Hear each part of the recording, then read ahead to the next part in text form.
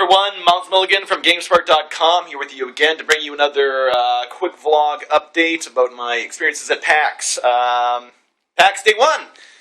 Man, woke up at crack of 8, had my coffee. Again, you know me, I'm not a morning person. Woke up, I was pretty dog-tired at the beginning there, but quickly got into the swing of things. So I ended up going to the Washington Convention Center. I get there, I'm asking around, I'm trying to find out where exactly the press entrance is, and I had a really tough time figuring that out. People were pointing me in different directions, so I said, okay, why don't I just head upstairs and I'll see where that takes me. So I get upstairs, I go into this exit hall. Well, I asked a couple of people first. There's an entrance into the main Expo floor, and I asked them, "Is this where I go for the PAX or the press hour?" And they said, "Yeah, sure, go right ahead." So I walked right in, and I'm in the actual Expo floor as it is, walking around, seeing all the exhibitors set up their booths, getting ready for the press hour, and I walked by the actual press lineup where I see all the press members lining up, and I couldn't believe it because I'm just like, I skipped all of that, and I'm walking around on the Expo floor. I kind of chuckled myself because I was already in there, they're all waiting to get in, and I'm already scoping out to see which booths I'm going to. So naturally, when I'm in the Expo floor, and I have the freedom to go look around, immediately I'm just like, I gotta go see Hotline Miami 2. So I went over there first, found Hotline Miami. Dennis Whedon was there with one of his colleagues, and they were setting up their booth. They weren't quite ready when the floor finally opened, so I said, okay, I'll give them a little bit more time. So I immediately then went over to Titanfall, and it was great. I got right in there.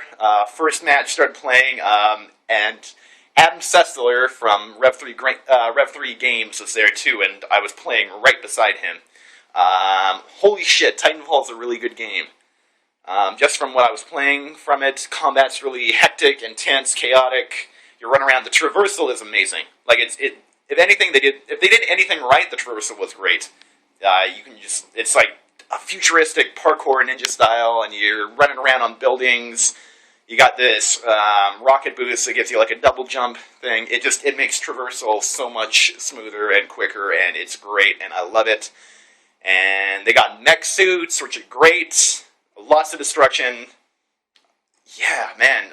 Playing with a mech suit is the way to go. If you're not in the mech suit, then you want to be jumping around, hopping on the roofs, always being above ground level. And at one point, I was in a mech suit fighting with another mech, and we were fighting, and the other mech was beating the shit out of me, so I decided I would eject, and of course when you eject, you shoot straight up into the air. And eventually, when I was coming down, I ended up landing on that same mech who destroyed my mech, and I opened up a part on the mech suit and started shooting it and destroyed it while the guy was still in there. I felt really good. Overall, I feel really good about Titanfall to begin with. Well, not to begin with. I just feel really good about Titanfall. It's a really good game, and I think it's going to be really good when it comes out. Looking forward to getting that on the PC, not the Xbox One. So once I finished up with Titanfall, went over to Hotline Miami, finally got in there, they were all set up, started playing the game, and it's bringing up some good memories from Hotline Miami 1. Yeah, they added, I mean, of course, they added a few more masks. I was talking with Dennis Whedon about that, talking about what updates they added to Hotline Miami 2.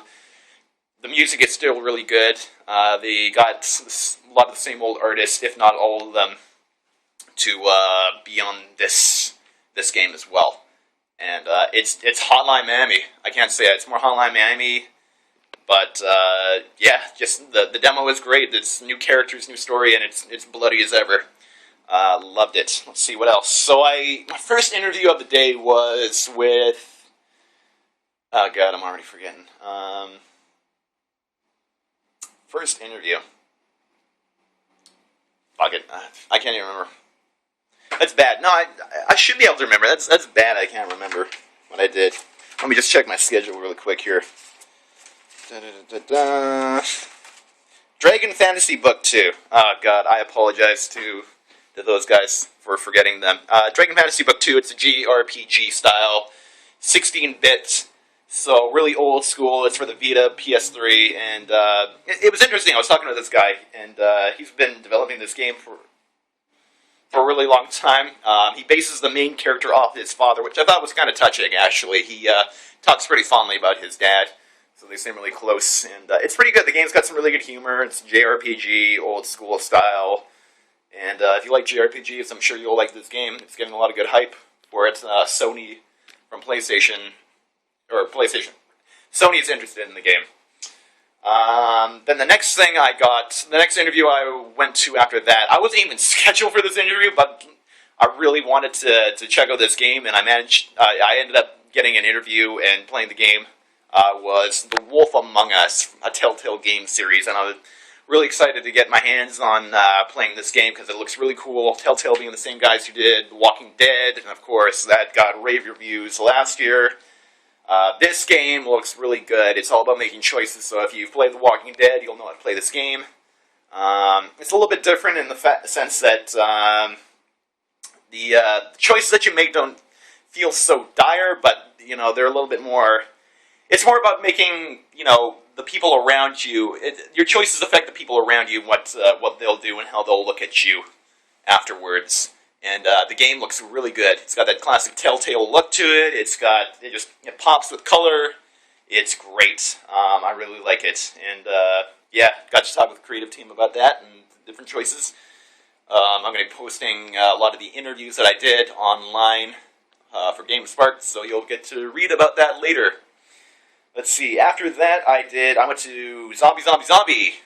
Big Fish Studio. Big Fish Games. Went to their booth, checked that out. It's Zombie is like it's a tablet game, so playing on your iPad or your tablet, and it's all about killing zombies, of course, because we need another zombie game. So it was all right. It wasn't. Yeah, it's iPad game. It's a mobile device game. It's fine. It was good. It was nothing wrong with it. It was really good.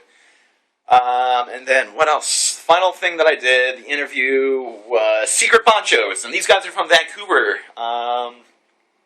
Yeah, it's like a top-down, dual-stick shooter, fighting, online multiplayer. It was cool. Yeah, it's got, you know, a few characters here and there. Yeah, it was a fine game. I mean, I didn't really think too much of it, other than, yeah, it was fine. I think that game's still in pre-alpha. Alpha. I'm not exactly sure, but yeah, it's a fine game. It's a fine game. Afterwards, I went to a panel. I went to the Mega 64 panel. Before that, I went to Spelunky Armageddon panel, which is a bunch of guys playing Spelunky.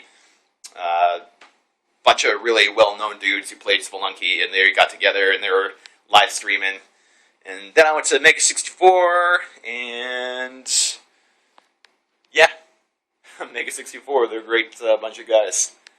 That was great. Oh, I got some free swag too. I'll show you. I got so of course, Cards Against Humanity would be there, and I picked up a bunch of their stuff. They got this new item called the bigger, blacker box. Then I also got the third expansion there too.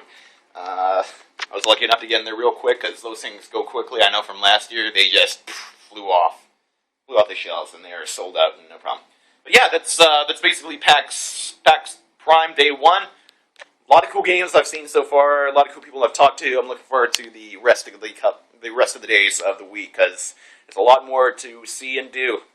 Anyways, that's it for Day 1. Myles signing out.